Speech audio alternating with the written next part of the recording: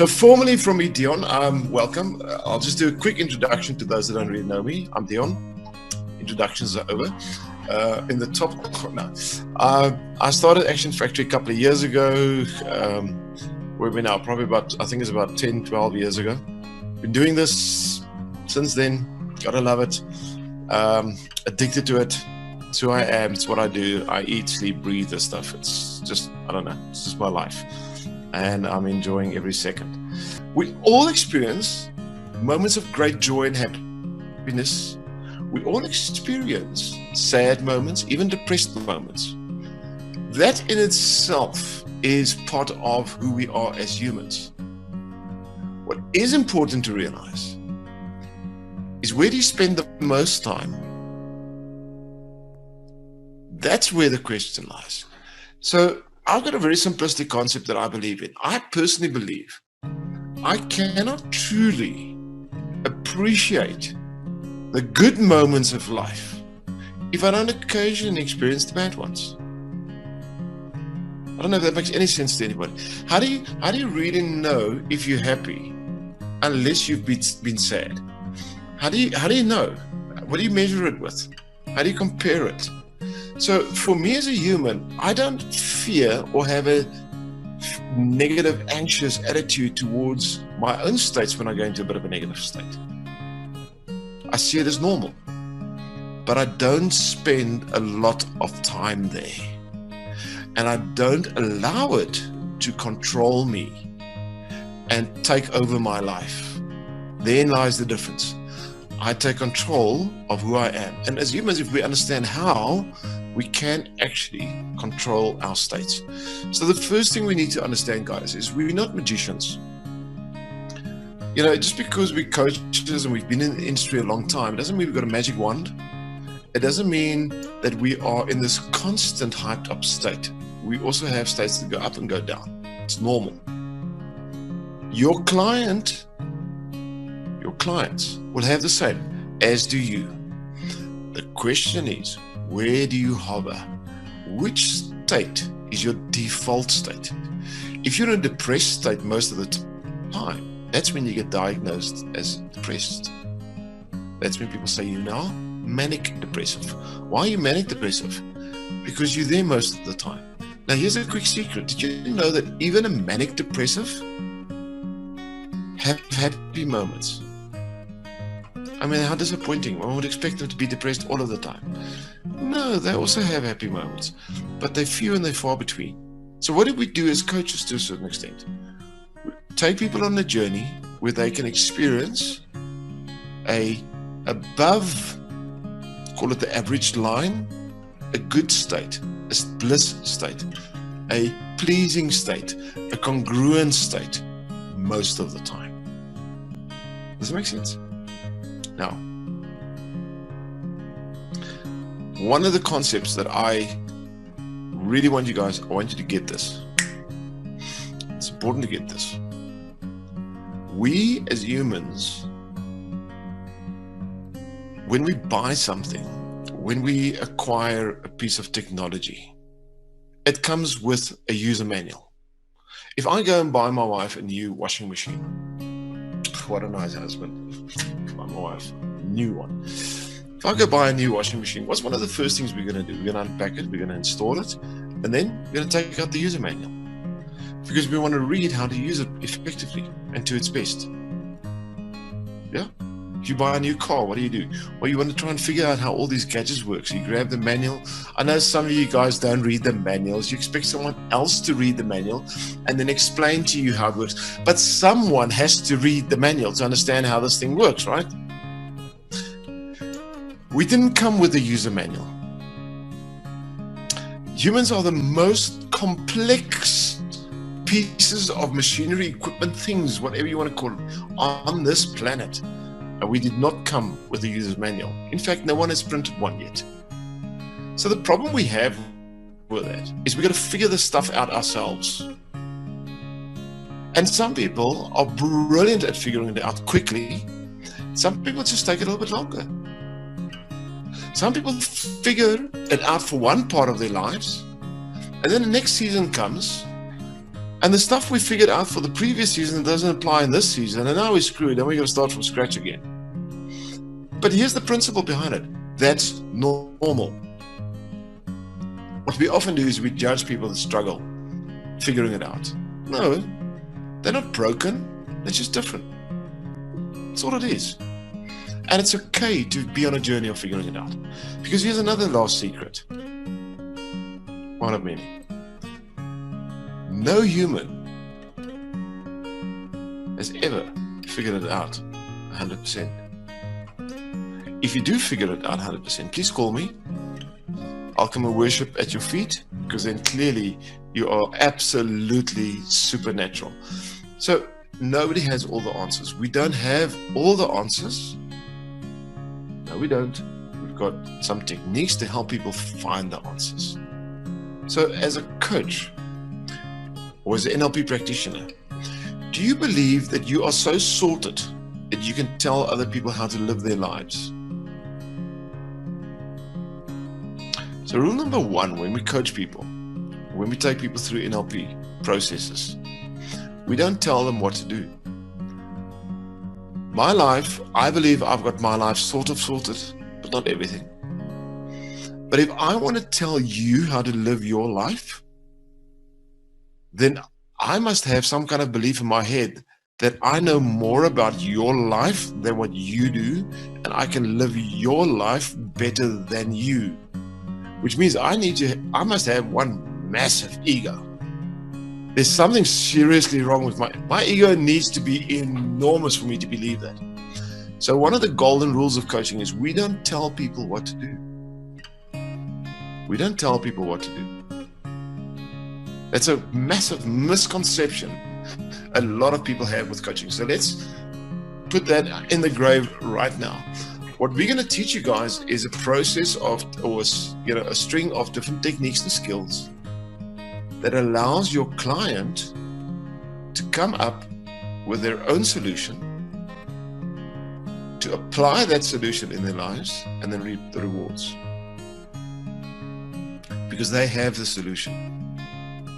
When they come and see you with a problem, they already have the solution. Let's rock some worlds here quickly. Did you know that your brain can only identify a problem if it already knows the solution? That's the only way the human brain can identify that there is a problem. Let me give you a practical example quickly. If you get into my car, well, I don't drive a car, I drive a bakkie, but the other way. If you get into my bakkie and my windscreen is cracked, how will you know my windscreen is cracked? Let me give you the answer. The only way your brain can recognize the crack is by knowing what the windscreen looks like without a crack.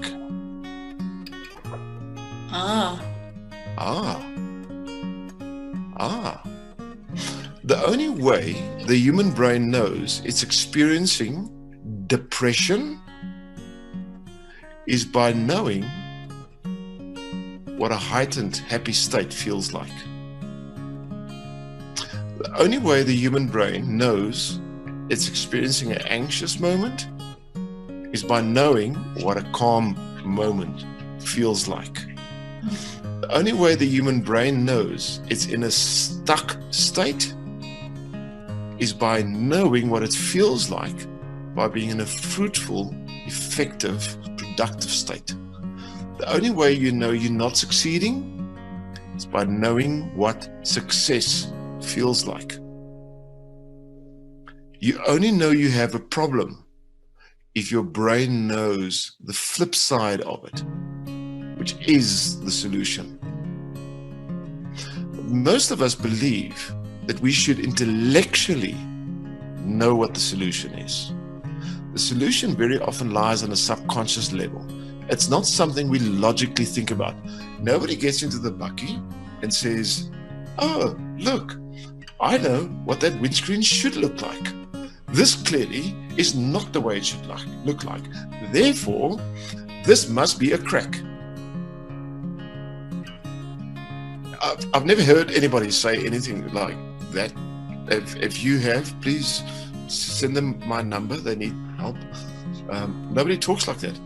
We look and we say it's crack. We identify. The brain's lazy. It goes quick. It wants to get it over with. So what happens in our lives is exactly the same thing. We experience something quickly. We see the problem. We see the depression. We see the anxiety. We see the stress. We see the negative thought. We see the stuck state. We see the lack of motivation. We see the procrastination. We feel the laziness. We have all these experiences. We have the doubts. There's little voices inside there. All of these things are happening. We identify them very quickly. But the flip side of it is in your brain. So what are we going to teach you?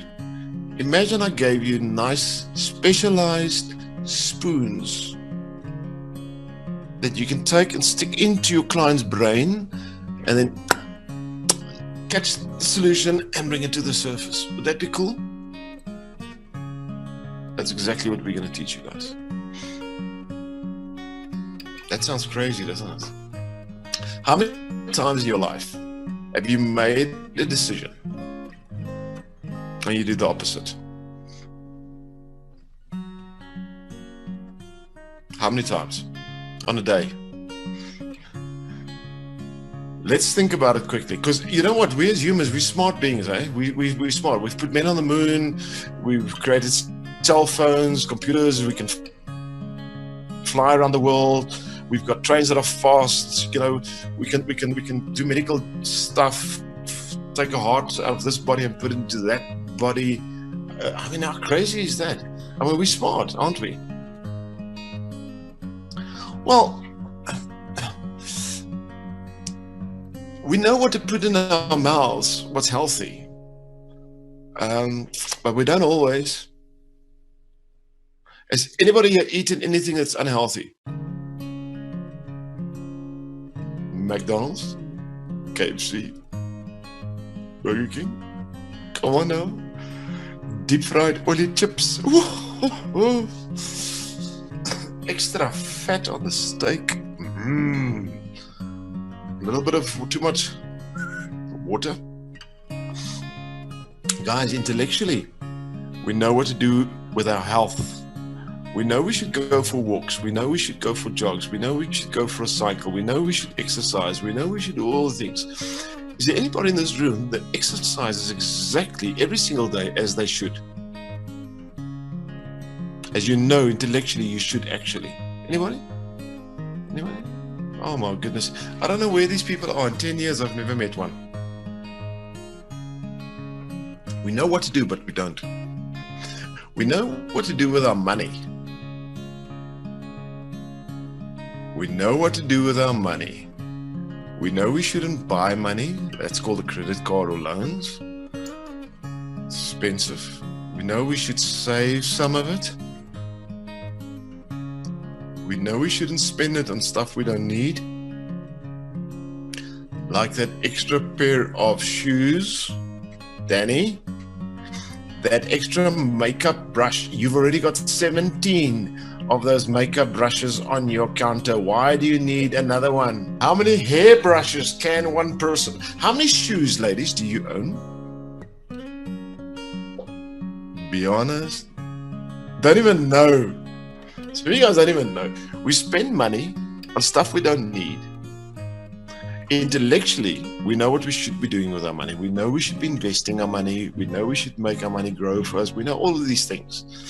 But yet we do things we should not. Let's talk about relationships. Who's in a relationship at the moment? Either married or in some form of a fixed relationship with a partner. I'm not talking about a pet dog. I'm talking about another human being. Or who has been. Either in a relationship at the moment or you've been in one before. So most of us are either in a relationship or we've been in one quite recently, right? So I've been married 36 years. Let me just explain something quickly about relationships. Who of you guys in your relationship sometimes said something to your partner and as those words came out of your mouth, you just knew, this is wrong. And yet you continued saying it. Oh, but here's the worst part of it all. Yes, babe. A minute or two after you said that wrong thing and you felt bad about it, inside of that argument, you still justified it. I'm not going to lose this fight. I'm going to win this one. I don't care if I'm right or wrong. I'm going to show you.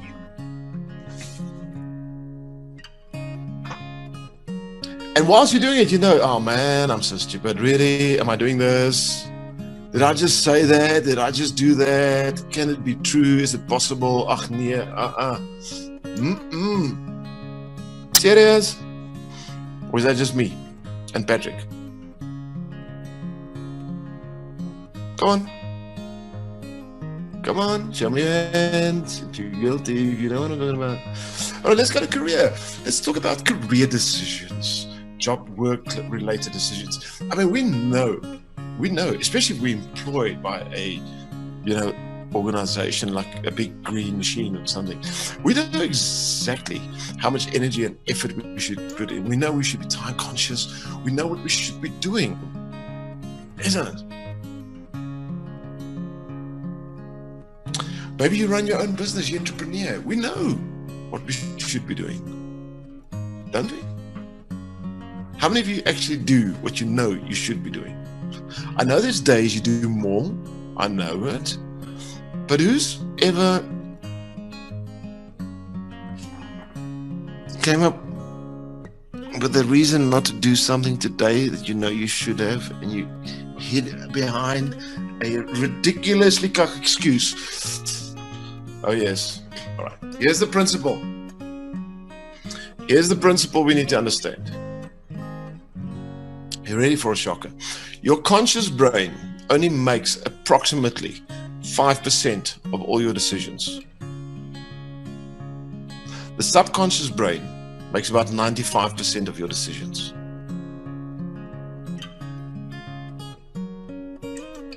Your subconscious brain is approximately the size of the tip of your little pinky. That's about the size it is. First, some people up until about the second link, about that size, half a pinky roughly. It's the size of your conscious brain. The part of your brain that your parents told you is the one you must use the most. Think, focus, be disciplined. It's your conscious brain. It's that size. Does anybody like that size? Well, for some stuff, yes, maybe. But how big is your brain? Size of 2 fists. So let me ask you this question. How is it then possible that we as Westerners have decided that that small part of the brain is the smart one? I mean, like, hello? Seriously? Seriously? The secret is very simplistic. Your subconscious brain makes more decisions than what your conscious brain does. Your subconscious brain does not speak the same language even as your conscious brain does. It speaks a completely different language. In fact, there is no language in the subconscious. A lot of people believe the subconscious is the home of language. No, it's not. It merely has concept. It's one of the reasons why your subconscious brain cannot take a negative instruction. The subconscious brain cannot negate. So if I tell you now, Walida, I know you work for a bank that's a big green bank. I don't want you to think about a brand name bank that has got a lot of blue in its brand. Don't think about that bank right now. Now, every one of you guys thought about that bank. But I told you not to. How is it possible? Not only did you think about the brand, you saw the sign and you probably saw the slogan that comes with it. I mean, how rude. You probably saw the last place you even saw that sign. How incredible is that? How did that happen? Well, quite simple. Because conscious language that we use as humans is not the same language that the subconscious brain uses. The subconscious brain uses concept. So when I speak, what the subconscious did is it just grabbed the concept. The detailed instruction, don't think about the big blue bank. It didn't comprehend that, didn't even understand it. It just heard Big Blue Bank and it went there. It just experienced it. That's why when you're on that very strict diet of fruit and nuts, and some vindictive person puts this beautiful chocolate cake in front of you, your conscious brain just goes, lack of fun, emotions driven, yeah. There's no logic. Conscious brain says, don't eat this. Subconscious brain goes, love it. I don't care. When you walk into that shop, that same thing drives you. So here's the concept you need to understand. Subconsciously, you make a lot of decisions, but here's the key. A lot of those decisions are driven by the emotional state you are in at that moment. Now, can a chocolate cake influence your emotional state just by looking at it? Oh yeah. Well, let's reframe. Pair of shoes. Can it influence your emotional state just by looking at it? Absolutely. Absolutely. And the moment it influences your emotional state, your subconscious brain starts making different decisions. Now here's where we need to understand. Throughout your day,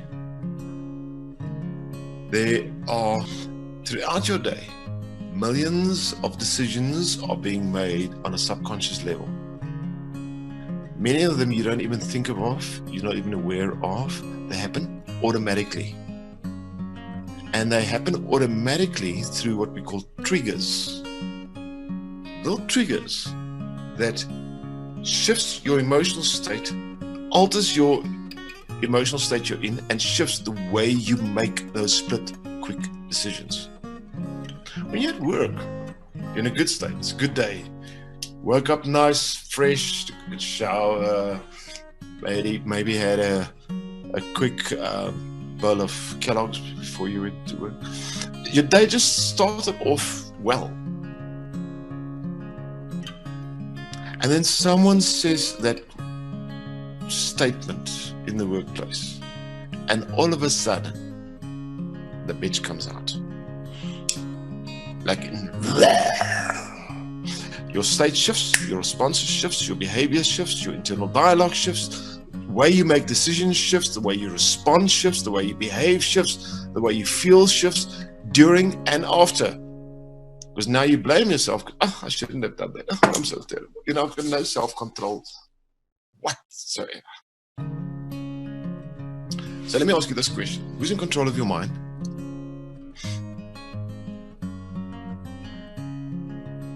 He says, humans, we got two choices. You can either take control of it yourself, or you can allow all those little external triggers to take control of it. Now, if you allow all those little external triggers to take control of it, eventually they become big triggers. And eventually you lose complete control of who you are. And you end up in a life that you despise, that you hate, makes you depressed, sad, anxious, unhappy. The reason our industry exists is specifically because of that reason. Because millions of people are not in control of their own lives. They are being controlled by external triggers. We don't like to think about it logically. We don't like to admit it. But the reality is that happens to most people. They are not in control of their lives. At the moment, we're living in an era we're in the information era. The wonderful time of the availability of information. But we also got an information overload. And we're at a stage now where if you speak to people, because they've read a book about something, they believe they know about it, or they know it. The worst is, I'm going to say this word, is a second-year law student that's read a lot of legal books and sat in a couple of classrooms about law. And we try and have a logic conversation with, who's met one? Come on, you know what I'm talking about. You must know. Especially if you're working at that big green bank, then there's plenty of them running around. You know what I'm talking about. Now, here's the problem. They've read something in the book. They've read a number of books. They've been told a couple of things by a professor or by a lecturer or whatever. Here's the problem with information. Because we heard it, because it made logic sense, because we could comprehend and understand it logically, we believe we now know it. We don't. We know about it. We know about it. 95% of people know about their jobs, know about their health, know about the relationships, know about a lot of things in life, but they don't actually know. Knowing means automated, aligned response. Knowing means it's inside of you. It's part of you. Does that make sense, guys? We don't have a user manual for the mind. We don't have a user manual for the body. We don't have a user manual for the synchronicity between the mind and the body. We don't know all. We know partly. Knowing about creates a form of arrogance. It increases the ego and brings an imbalance in the way the brain thinks. Knowing about puts the brain in an automated, fast state of judgmental response and measuring. This is good, this is bad. This is right, this is wrong. This must, this should not. This can, this cannot. So it puts the brain functionality into very clear, hard, black and white decision-making processes.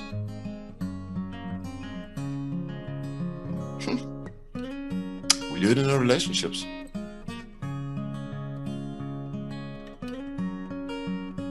Sometimes measure it black and white.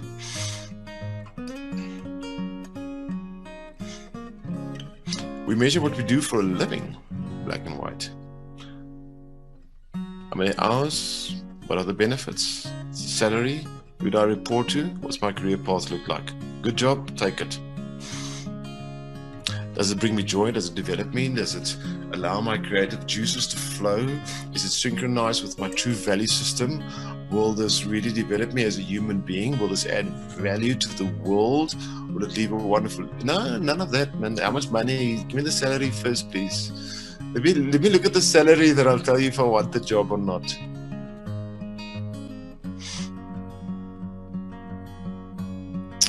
Tick boxes of clear definites.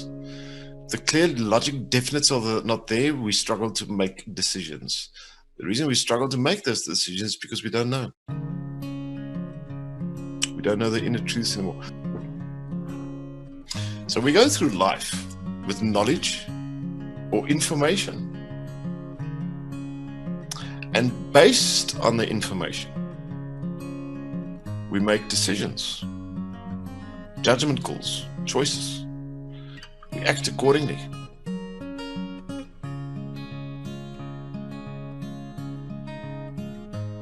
And then we find ourselves in unhappy spaces and we don't know how. It's because we don't know.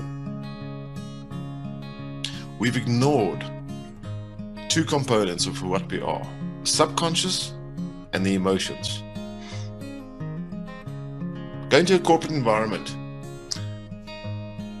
and be emotional. What are they going to say to you? Suppress your emotions. Am I right? Think logic. Well, that's why we state this. That's the main reason that one of the highest selling products in the world are antidepressants and sleeping tablets. because we're ignoring the two main driving factors in our lives: our emotional state and our subconscious. Those are actually the two things that control the outcomes of who we are. It's not the other way around. Can we direct them? Can we take control of them? If we know how to, yes, we can. There are ways. We can. Can we control it completely? No. Can we control it most of the time? Yes. So why aren't we? Because the world we live in is not structured that way. Guys, think about this quickly. And I'm not a conspiracy theorist, but I want to throw a couple of curveballs, because I want you really to realize one thing about coaching. To me, if someone asks me what I do for a living, I tell them I make people think differently. That's probably, to me, one of the greatest secrets in my career and what I do for a living and what life is about. Because if the way we've been thinking the last 50 or 100 years has actually worked, we would not have had wars. We would not have had countries in poverty. We would not have had corrupt politicians. We would not have had more empty homes around the world than homeless people. We would not have had millions of people that is wiping out rainforests all around the world. We would not have had these issues. Things would have looked different. So I wanted to teach people to think differently and think with a different part of the brain. Take control of the emotional states, utilize it to your benefit. Learn to identify the different emotional states. How do they serve me? Which states serve me? Which states don't serve me? When I'm in a state that doesn't serve me, how do I get out of it into a state that serves me? Is that possible? Yes, it is. Your state can shift in a second. A second.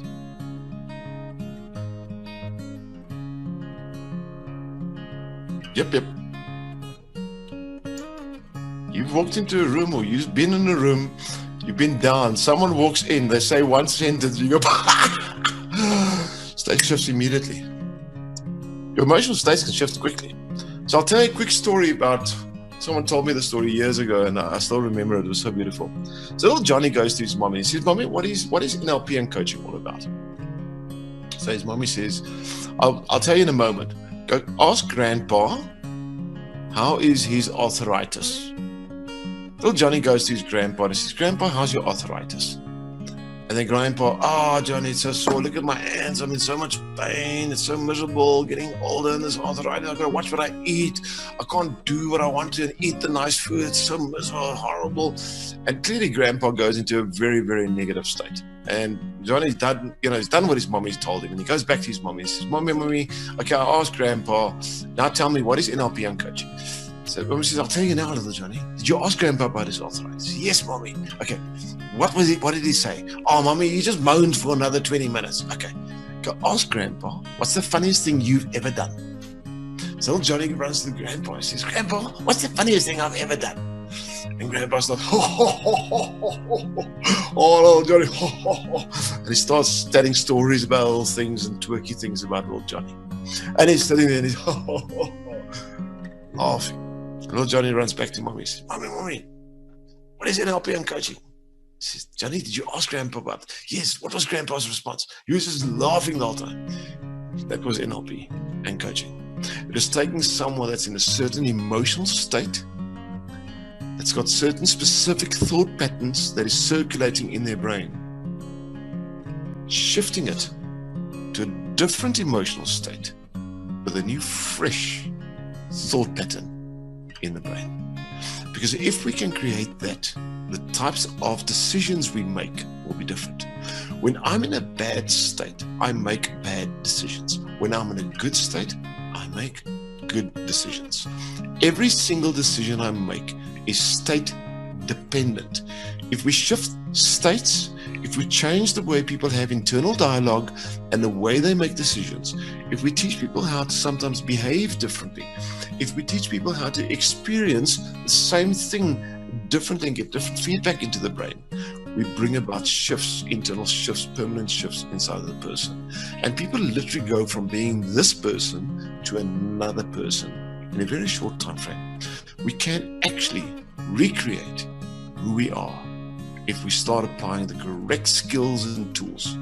If we make the right choices, we can predetermine who we want to be a year, 2 years, or even 5 years down the line. I want that to sink in. If you understand how to take control of your emotional state and your subconscious, the types of decisions you're going to make will change. The type of behaviors you're going to act out will change. The type of experiences you're going to have will change. The type of learning and understanding you experience in this life will change. Your belief system, your value system, everything shifts. The person you are today is not cast in stone. You are a living being, which means you're capable of change, adaptation, change. How cool is that? Think about this quickly. Who would you like to be 5 years from now?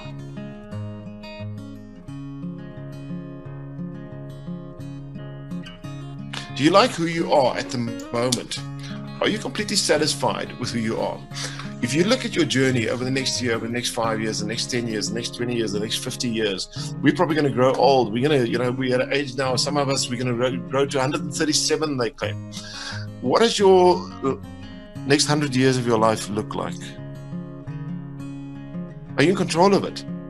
Is it going in the direction that you actually like and that you're happy with? Or does it need a reinvention? Now, let me ask you this question, because I know what your answer was. It needs a reinvention, right? It needs a tweak.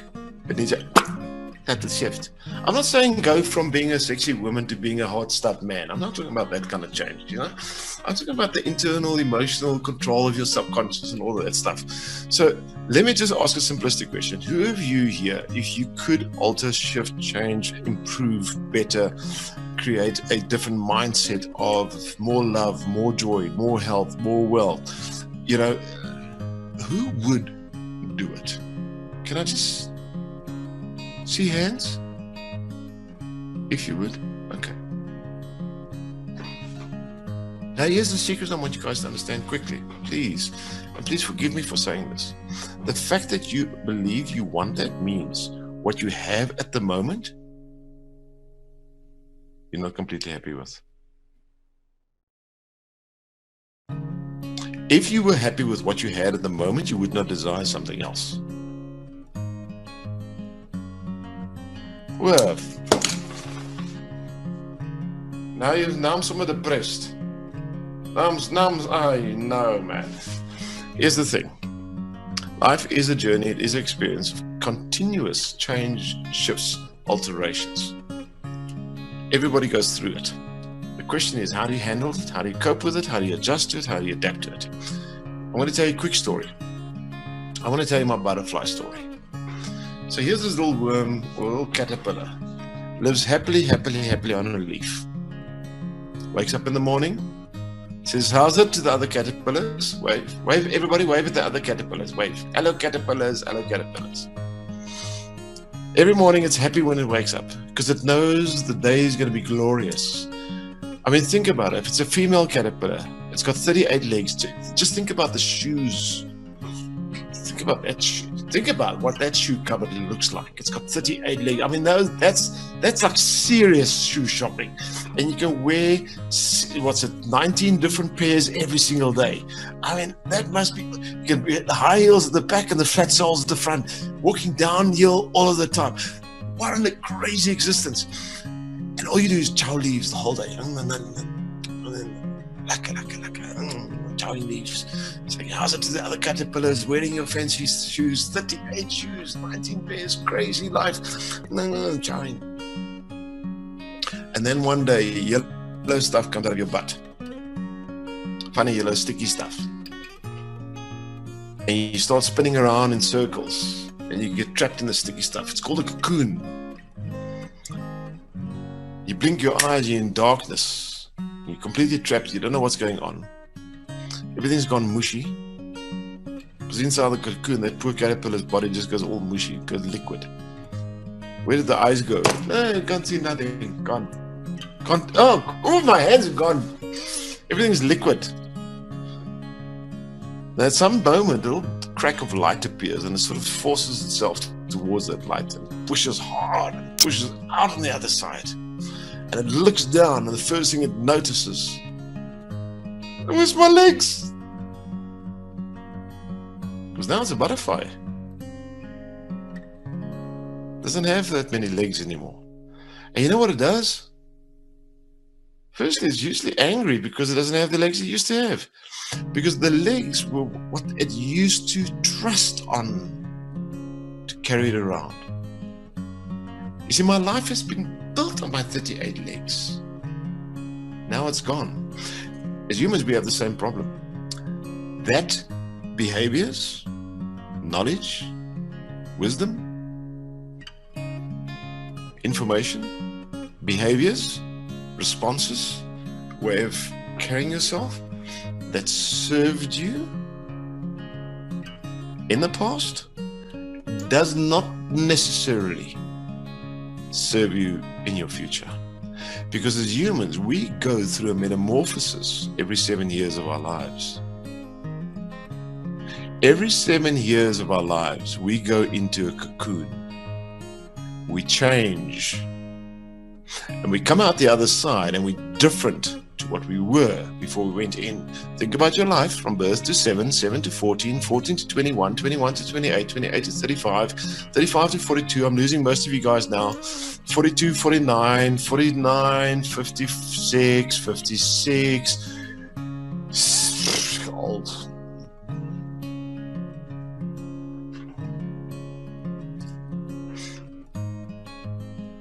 Just because that what served you yesterday is not serving you today, hear me on this one, does not mean it has to. Because a butterfly's got different skills, capabilities, talents, and gifts than what a caterpillar does.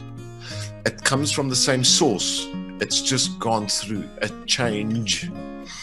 People that are struggling with who they are sometimes have gone through a change. That whom they used to be doesn't serve them anymore. It does not mean they are broken. They merely have certain functionalities, talents, and gifts now that they haven't realized. If that butterfly believes it's a caterpillar, it is going to try and act like a caterpillar. It's going to try and communicate with the old and other caterpillars. And suddenly it's going to notice I can't communicate anymore. That which I'm saying, nobody's hearing anymore. Who's had that? All of a sudden people just don't hear me. I don't know what's going on. The way that which carried you, maybe your career, maybe your personality, is not there anymore. You don't have 38 legs anymore. You now need to use something else, which is wings. And here's the thing, the moment you grasp that concept, you can fly and you can do things in your life you've never dreamed of before. The caterpillar didn't even comprehend the ability of flight.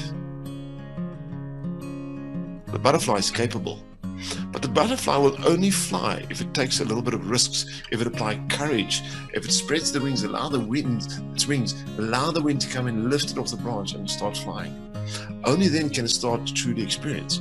But as humans, we find those experiences very difficult because we like comfort zones. We like staying in a state of our lives where things are safe, where we are protected, where we can project, imagine, plan what is going to happen tomorrow. And then we do that, and then we have a different outcome. And then we go, oh, I don't know what's going on with me. My life is such a mess. Oh, baby, it's only because you don't have legs anymore. You've got wings. Your life's not a mess. It's just different. You just need to realize it.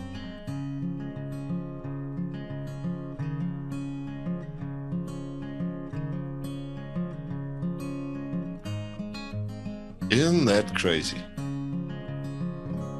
Are you guys connecting dots? Are you learning something? Are you starting to notice something about who you are? About your journey called life up until this point? About the potential of expanding and looking at life differently? Because let me tell you a quick secret. Let me tell you why you're here. Would you like to know why you're actually here? You're here to realize you've got wings.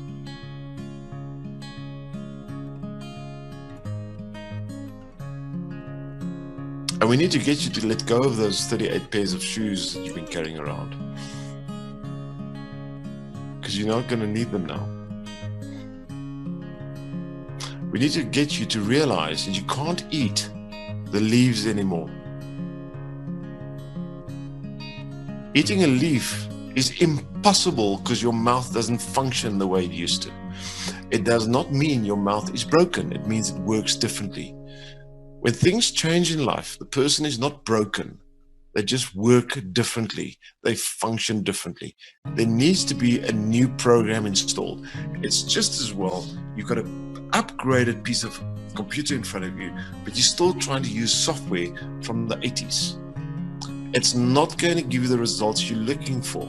Your hardware has been upgraded, so should your software. Why are we still operating on Windows 3 weeks after my birth?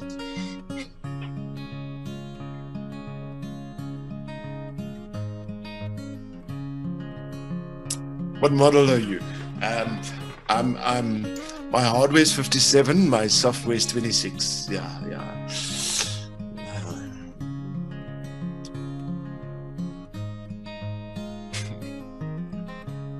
Makes sense? So he here now knows something needs to change. Okay, how many people do you know is going through exactly the same thing? It'll be a shorter time to name those that are not going through it than to name those that are going through it. How many potential clients are out there?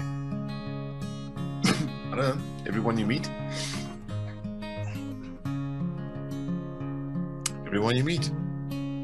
If a human being is not going through change, you are dead. That's the tough part. If something is not changing, growing, going through a metamorphosis, developing. Now, change and growth is painful. It means you've got to break through something that's existing. It's tough. But if there's no growth, if there's no change, there's death. Humans don't hibernate. We don't go into a constant state.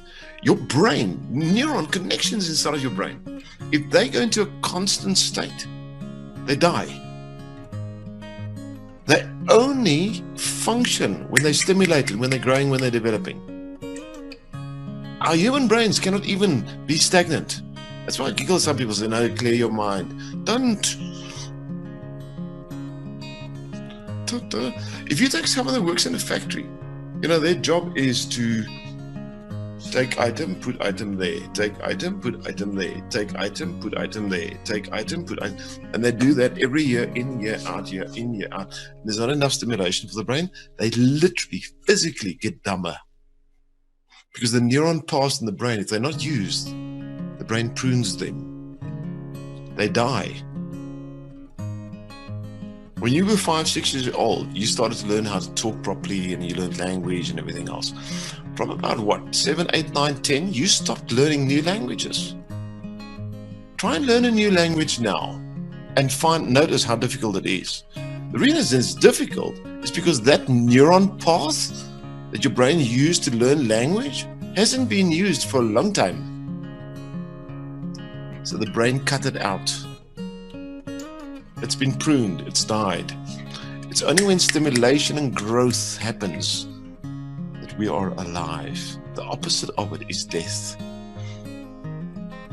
So the reality is, as humans, we will go through change. As humans, we will sometimes struggle with that change and find it challenging. That's reality. It is what it is. It's life. That's why we're here. That's why there's a whole industry developed specifically about that. Cool.